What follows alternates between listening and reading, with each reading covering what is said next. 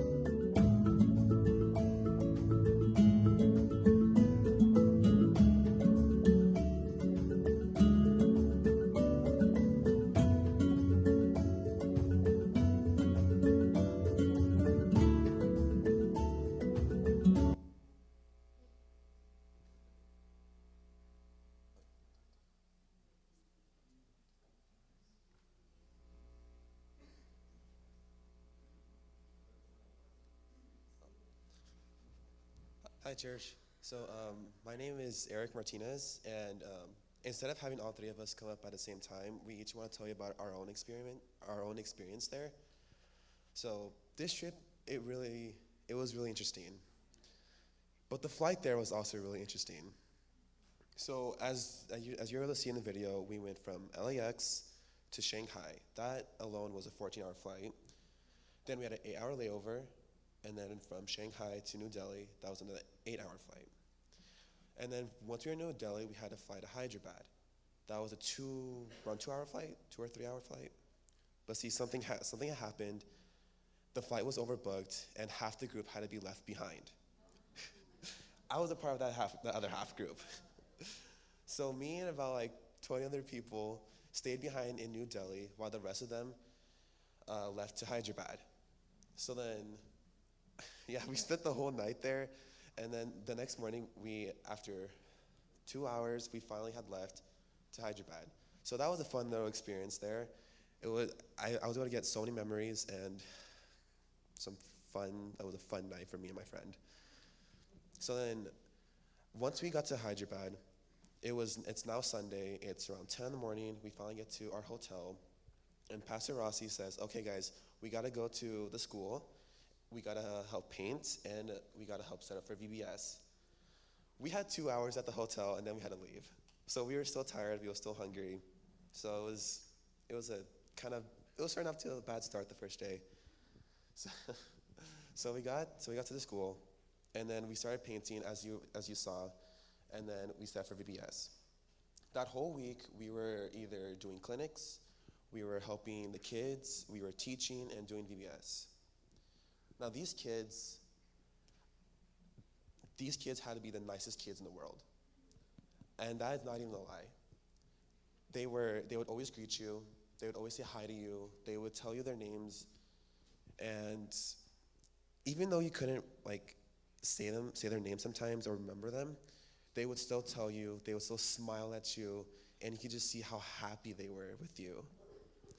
See, that brought me so much joy, because even though they didn't know me, even though I didn't know them, they felt as if they could just be there with me and do these things with me and show me how to say the words. I remember one of them, they showed me how to say thank you, and hopefully I say it right. Hopefully I don't butcher it, and it's Dhanyavad. That is thank you in India. At least I really hope it is. So then, yeah, so the first day we spent at the clinic. There were different stations. There was one for taking the blood sugar. There was one for measuring their height and weight. There was one for giving glasses, and the last one was praying over them. I was doing the blood sugar, and I remember seeing all these people just being so excited because they didn't know what we were doing, so they were just so excited and they just gave me their hand.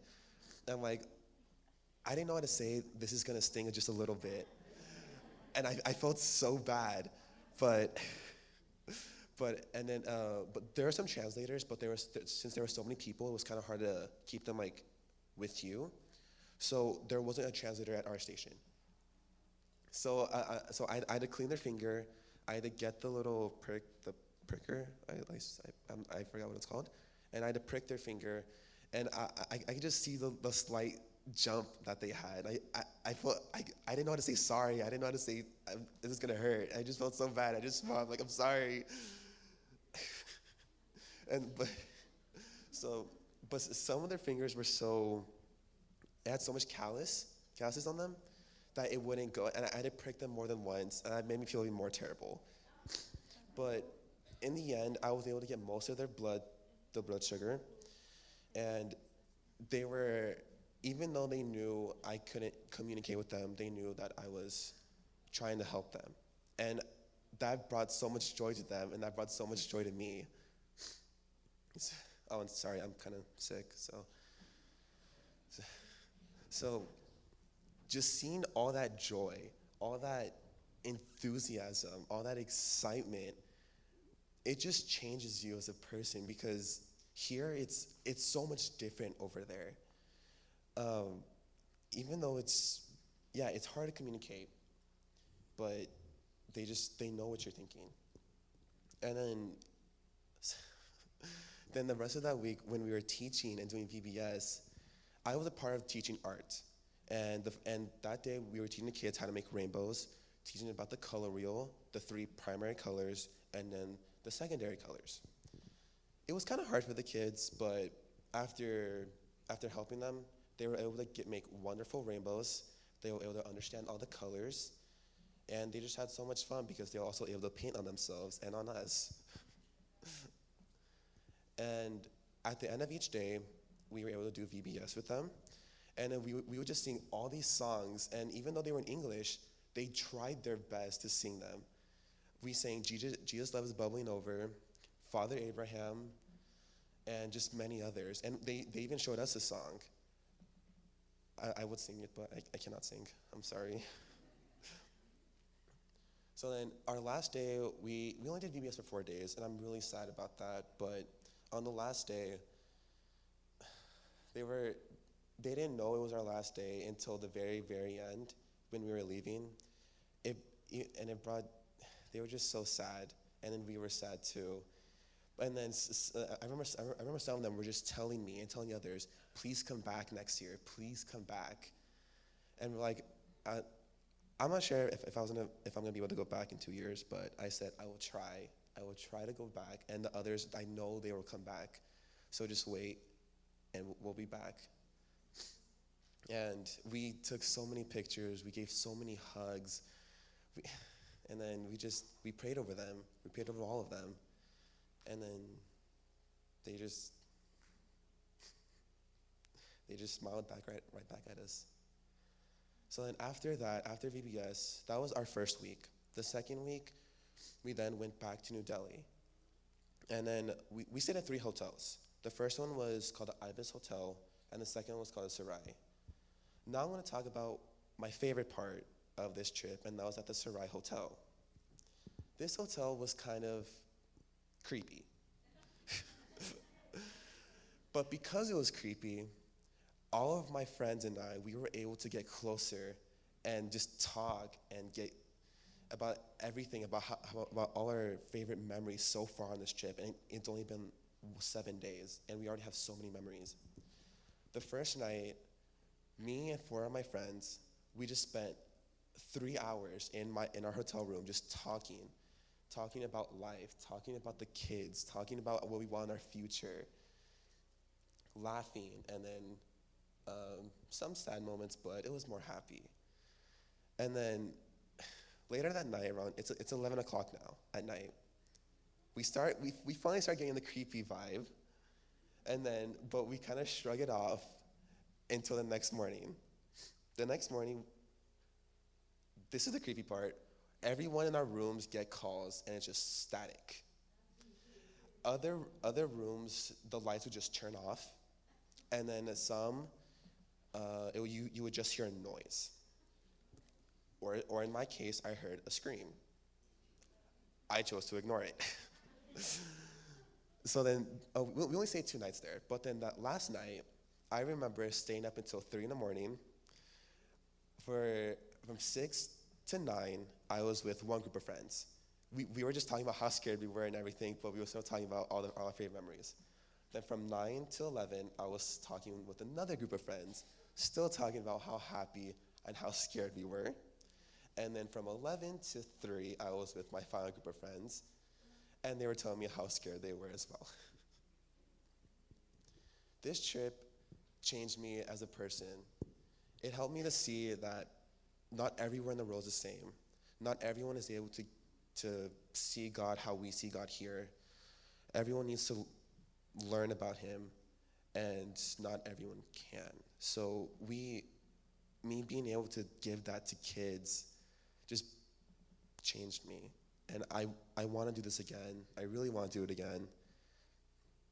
So yeah, that was my experience. And now Rachel's going to talk about her experience.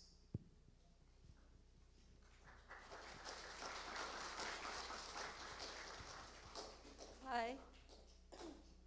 So my name's Rachel Ivano, and I went on this mission trip as well. And unlike Eric's, where his group got left behind. I was in the group that made it to Delhi the first night, or Hyderabad. So when we got there, we were able to have a decent night rest, decent being like 5 hours. And then we got to go to the school and meet the people who were going to help us to do our mission trip. The Franklins were very nice, and they made lunch for us every day. They were the ones who told us what our agenda was. So they told us the first thing we're going to do here is we're going to paint the school. Sorry, I'm kind of sick. So when at the school, she said we're going to paint, and all of us were very confused because we didn't know how we were going to do it, because we didn't know if we had the stuff we needed to use it. So we tried and get all the materials we needed. We got the paintbrushes, we got the rollers, and we got the tubs of paint. And since it's kind of, the school had last been repainted the last mission trip, which was 2 years prior, and the paint was already peeling off. So we had to go around the buildings and brush off all the peeling paint, so that way when we painted another layer, it would stick better. So we did that, but we didn't have ladders to paint up onto the, closer to the ceiling of the buildings. So we tried our best, and we had the taller people get to the tall parts, and then the shorter people kind of just did the bottom and just not get stepped on. And then we did the kitchen or cafeteria for them. We painted their cafeteria better. And that day, everybody was splattered in paint. Everybody had blue paint on their face, their shirts, their shorts, their shoes. We were just covered in paint. And then after that, we had to set up for VBS. We got all the materials, and we started getting ready to do our things. That day, after doing the VBS, not VBS, we didn't do it Sunday. After painting, we gathered bags to pass out to families. The school that we painted was located near a village. So the village was a 1-minute walk, right across the street, and we took bags of food to those families. The Franklins had gathered people to help us communicate better with them. That way we could understand what they were saying, and they could understand what we were trying to say. And we went around passing out foods for them. It was just a couple bags of rice and lentils, but they were so happy and thankful that we came there and gave them food, and they were happy to let us pray for them. And it was shocking that they allowed us to pray for them, because a lot of those families were Hindu and Muslim, and they didn't believe in our God. Yet they were extremely thankful and happy that we had visited them, and they were happy that we shared our love and our faith with them. At VBS, I did songs, and I sat with the kids and helped them with their arts and crafts. It was special because a lot of the kids were either too young to understand what we were saying, and they were just calling us Akka or brother, or Akka meaning sister and brother. And so the girls, we would separate the girls and boys because the place outside wasn't large enough for the whole group, because there was close to 300 kids there a day. And so the boys would be on the mats outside, and the girls would be in classrooms. That way they wouldn't have to sit in the dirt and do arts and crafts on the dirt. So the girls, when the girls came in, they would flock to somebody. There'd be a couple of us standing in that room with baskets, with paper, crayons, and the materials, and they would just flock to you, and they would hug you, and they would just talk to you. Even if you didn't understand them, they still really loved it when you smiled and hugged them. And they would always show you their papers, and they would say something, and you just have to nod and hug them back because you couldn't understand them. And the last day, which was a Thursday, the day that we were leaving, a lot of the older girls who could speak English and understand would ask us if we were coming back tomorrow. They would ask us, are you going to come back? Are you going to help us more? And we had to be really sorry and say, no, we're not coming back. And a lot of them like looked crestfallen, they were sad, and it was like, because like I wanted to stay there longer and to communicate. And it really like touched me that even though we couldn't understand them, they were really sad that we had to leave, because they would always hug us, they would always greet us, they loved that we showed attention to them. Like if one person hugged a kid, you'd have like 10 other kids lined up for a hug, because they really loved hugs. When we taught, like Eric said, we taught at school. I taught science, which was kind of hard to teach to all the age groups that they had, because there was one class and they're 5, so they don't understand a lot of English. And then there was like 10-year-olds who understood enough that you could teach. So when we did the 5-year-olds, we kind of didn't know what to do because they couldn't understand us. So we just grabbed balloons and we showed them like static, like we rubbed it on their heads, that way that it would stick to their hair. And they were like so entertained by that. And then like they kept the balloons, and then afterwards all we heard was popping, and we were like, that was a bad mistake. With the 10-year-olds, we taught them that the reason that balloons stuck to your head was because of electricity, static electricity. And then for the whole day, you can just see them like holding the balloons, like rubbing on their heads and sticking it to their hands and doing it to each other. And they kept doing that until it popped. And like at VBS, they even brought like some of their balloons that they had managed to keep the whole day, and it was impressive how long they kept it. And I don't know, this mission trip really taught me to be grateful for everything, not to take things for granted, because those kids, they don't have a lot, yet they're very thankful for the things that they do have. They're so happy and nice to share what little they do have with you. Like they would get like a treat and they would try and like give it to somebody else or trade. And like if they were older, they would always be giving it to like the younger kids, even though they really wanted it. Like if a younger kid asked them, they would just happily give it to them. And it was touching to see that. What else did we do? Oh, yes. So in the video, you saw us throwing colors at each other. So that was a holiday. It was that Thursday. There was a holiday. There was no school or anything during that day. It's Holi, which is like a spring festival. There's like 2 names for it: Festival of Love and Festival of Spring. And so everybody has those, they have those bags, and it sticks. So the place that we went to, Fernanda was able to find us a place that we could participate in it. And so they had like bags and bags and bags of the powder. And then they had them at stations. So there's like one station on that corner, some station on this corner, and they had like a DJ and they had a hose. Perfect combination for an accident to happen. And somebody did slip, and it was bad. But at least we had doctors to patch her up. So the holiday is basically throwing powder at your friends, but that powder sticks. And so one kid got green powder all over his head, and he went the rest of the trip with green powder in his head. And then another kid got green smeared all over his face, and he looked like a Smurf for the rest of the trip. And then we did VBS that Thursday, and all the kids were like, "Did you do Holi?"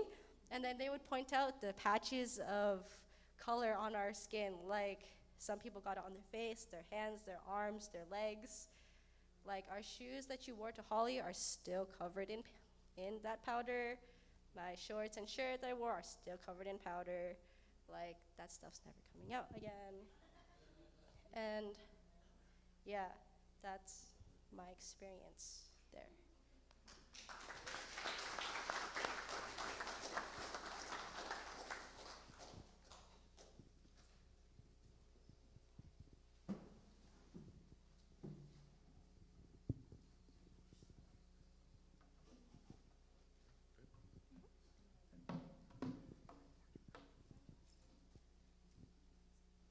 Morning. Happy Sabbath. As most of you may know, my name is Cecilia Nunez, and I attend Newbury Park Adventist Academy. And I just want to thank you guys for being here today. If you don't mind, I like to ask you guys to open up your Bibles to my favorite verse, Jeremiah 29:11.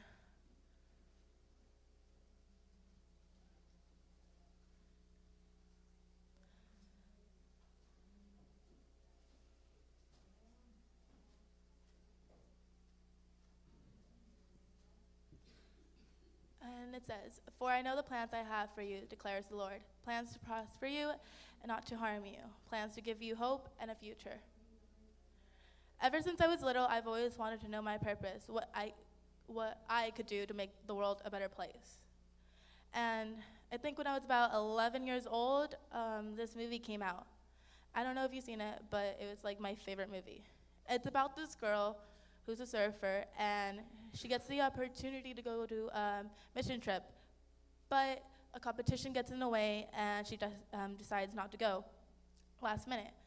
Later on in the movie, she goes out with a few friends, and they go surfing, but it doesn't really go according to plan. You see, she was in the water, and everything seemed fine, but then her left arm got bitten off by a shark. It was a shark attack. And she was losing blood so quickly, and she blacked out, and she couldn't remember anything, and she really didn't think she was gonna make it. And the next thing you know, she's on a hospital bed, and she was a surfer with one arm. I mean, at first she didn't handle it well, but then later on, she got an opportunity again to go to another mission trip. And at first she wasn't sure about it because of what happened to her and everything. And she's like, God wasn't there for me, so why should I help people? But then at the end, she prayed about it, and she decided to go. And when she went, the mission trip changed her life. It changed her whole views and mindset on everything, and it changed the kids she helped their lives.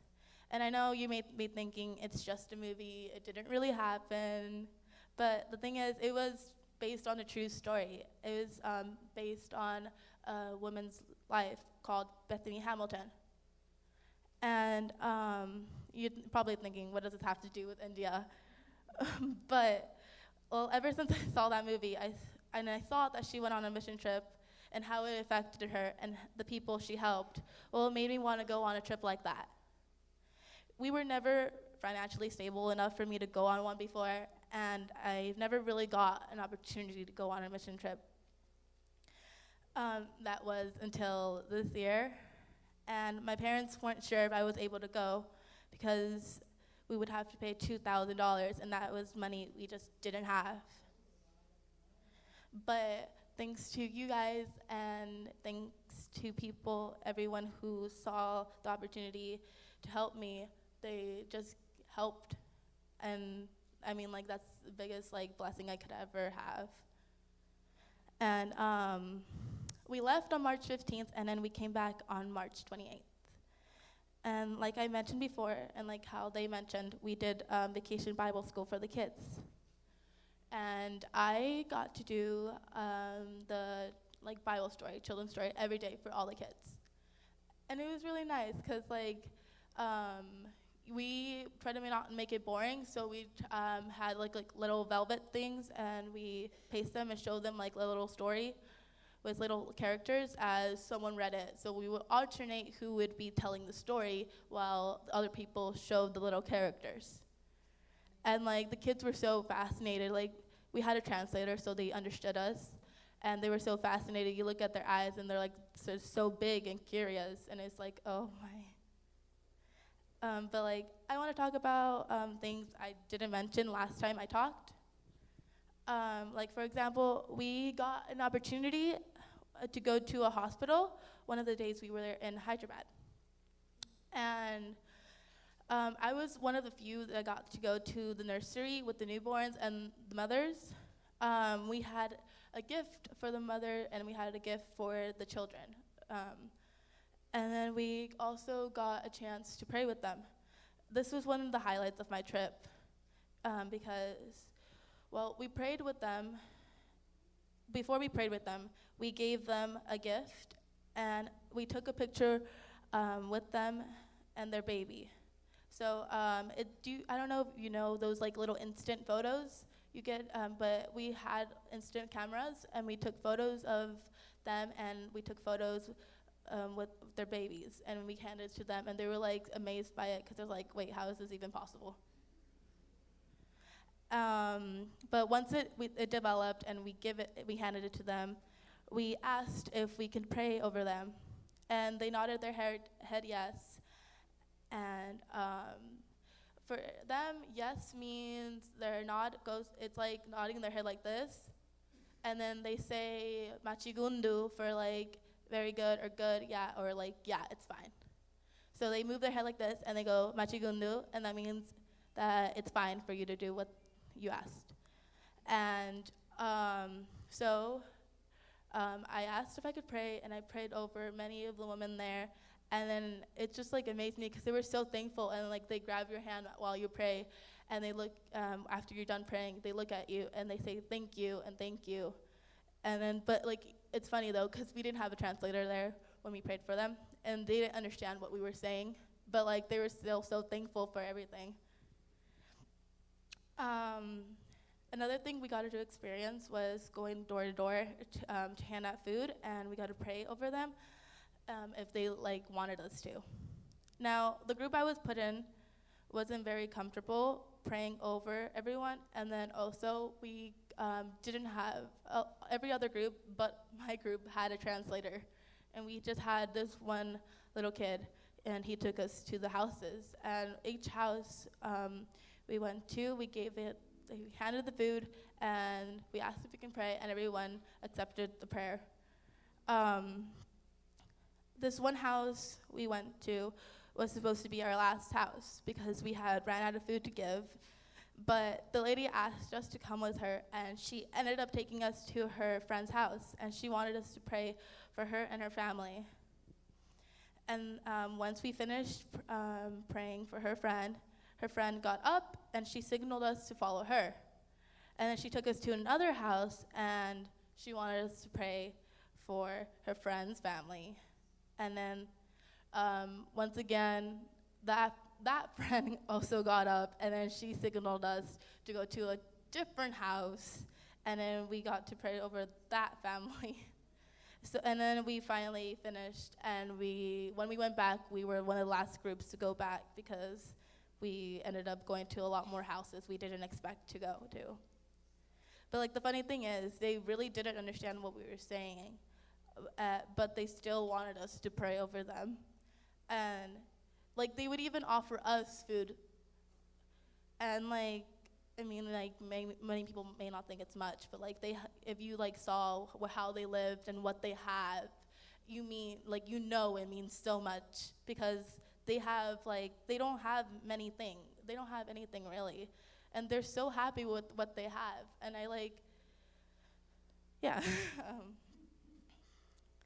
okay, so I want you guys to close your eyes for a second, okay?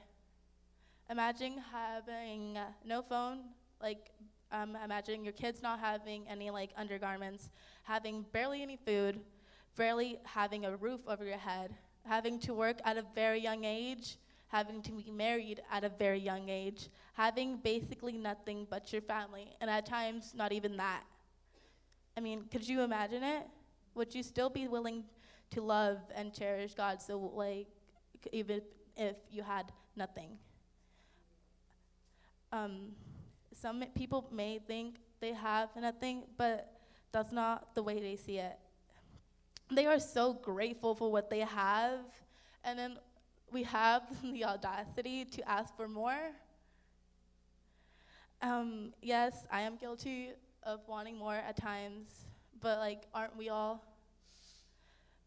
But that's something I'm working on, to be very grateful for what I have, and this trip has made that possible, to see what they have and everything, and see how we have it. We have it so good. We're so blessed here. And yeah. Thank you guys for listening. We have